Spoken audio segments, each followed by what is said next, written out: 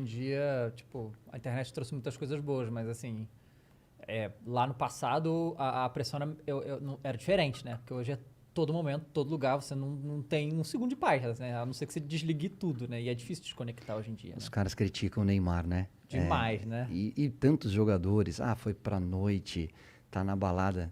Aí falou, você foi. Deixa eu só te explicar uma coisa. Eu fazia as mesmas coisas que eles fazem. A única diferença é que não existia câmera no celular. É só essa a diferença.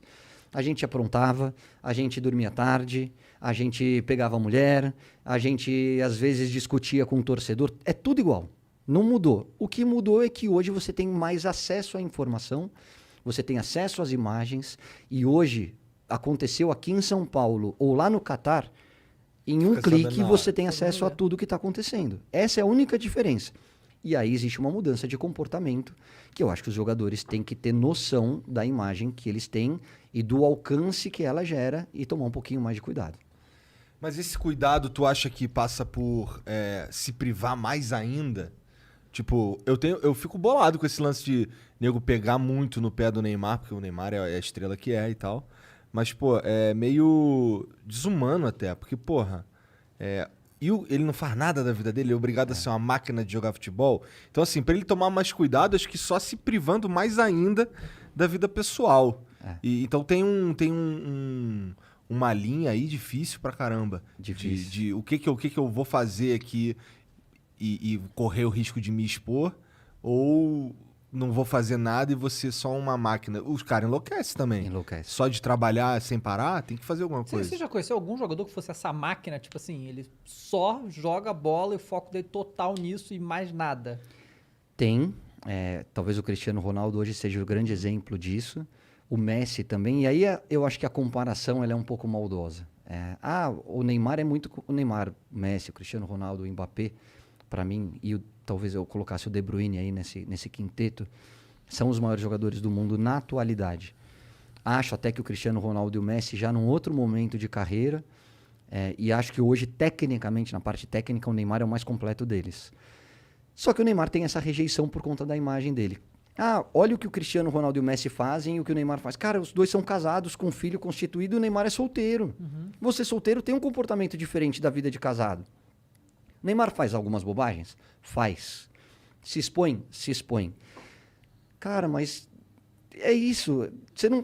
Talvez, cada um... Você tem que encontrar o equilíbrio. Da mesma maneira que eu falei, cara, eu encontrei o equilíbrio na minha vida em relação ao meu trabalho e ao crescimento dos meus filhos.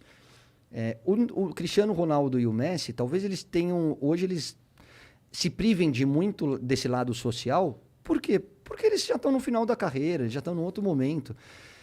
O Neymar, eu vou te falar, eu conheço um Neymar que muita gente não conhece, tá? O Neymar pai, que trouxe a família para morar, da ex-esposa para morar em Paris para ficar perto do filho, que tem uma fundação que gera emprego, que gera oportunidade e que durante a pandemia não demitiu nenhum funcionário e todos eles tem as questões dos patrocínios, mas que paga do bolso dele. Então, assim, tem muita coisa legal que o Neymar faz. Pô, quando ele fizer bobagem, critica, mas também mostra o lado legal. A gente só critica. A gente chega numa Copa do Mundo e essa é a minha maior reclamação em relação à imprensa. Cara, cada um vai olhar pro seu umbigo e defender o teu país. A gente não. A gente aponta o dedo e mata o Neymar. Porque ele é cai-cai, porque ele tá isso, porque ele tá... Cara, você não vê os caras da França fazendo isso com nenhum jogador da França, da Itália, da Inglaterra. Cara, a crítica, ela é construtiva. Mas eu acho que você tem que ter um certo discernimento, tem um limite. E eu acho que no caso do Neymar, as pessoas passam do limite. Volto a dizer, muitas vezes ele dá mole. Muitas vezes ele bate de frente de uma maneira que ele não deveria. E uma vez eu falei, cara, você vai ficar chateado comigo, você pode não gostar do que eu te falar, só que um dia você talvez dê importância. Você está errado por causa disso. Isso vai te prejudicar. Eu estou do outro lado. Hoje eu sei como funciona a cabeça da imprensa. Cuidado. Ele falou, beleza. Ficou uma semana, 10 dias sem muito contato, mas talvez ele tenha registrado essa informação. E com o passar do tempo ele sabe que eu falei para o bem dele. Talvez tenha entrado por um ouvido e saído pelo outro, não sei. A forma como ele digeriu o meu comentário, eu não estou dentro da cabeça dele, nem convivo com ele para saber. Mas eu, como amigo, eu acho que eu precisava falar. Eu falei.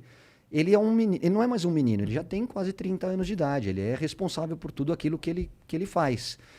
Eu só acho que a gente precisa entender um pouquinho mais esse outro lado. Eu não falo do extracampo. Eu não quero saber se ele foi pra noite, se ele pegou Pois uma, é. duas ou três, se ele tá no carnaval. Eu quero saber se dentro de campo ele tá funcionando, ele tá performando. Se ele tá fazendo, o que ele faz fora de campo é problema dele. No domingo, teve jogo, né? Que inclusive ele não foi muito bem, né? Saiu uma entrevista dele, né? Falando que ele talvez a próxima Copa seja a última dele, né?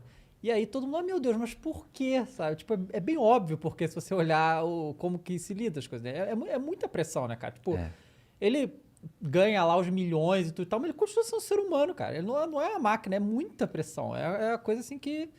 E ele não tem só a pressão de ser esse jogador gigante, mas ele ser, tipo, a única esperança que o Brasil pode ter na Copa do Mundo. É só ele, sabe? Ele tem que carregar tudo, né? Então não é uma coisa fácil de lidar. Eu concordo também que, tipo, vai cometer erros, acontece, mas eu acho que é muito acima do normal como a figura Neymar é perseguida, né? Não me surpreendeu, porque a gente já sabia que ele estava cansado, tá? Mentalmente cansado. Externar isso dá essa repercussão toda, mas a gente sabe o quanto ele está incomodado com todas essas perseguições, principalmente... Eu sempre falo isso, o jogador sabe quando ele jogou mal. O Neymar saiu do jogo contra a Colômbia, ele sabe que ele não foi bem, ele sabe que ele tomou decisões erradas, ele sabe que ele joga muito mais do que ele jogou. A minha função como comentarista é dizer exatamente isso. O Neymar hoje não está bem. O Neymar hoje deveria ter sido substituído, mesmo que seja difícil tirar o craque do time, porque até o craque tem os seus dias ruins. Ponto. Mas a gente sabe como ele está cansado em relação a tudo isso que a gente está conversando, que são conversas de WhatsApp, enfim. O que eu gostaria muito é que a pandemia trouxesse um pouquinho mais de reflexão em relação a esse tipo de análise, entendeu?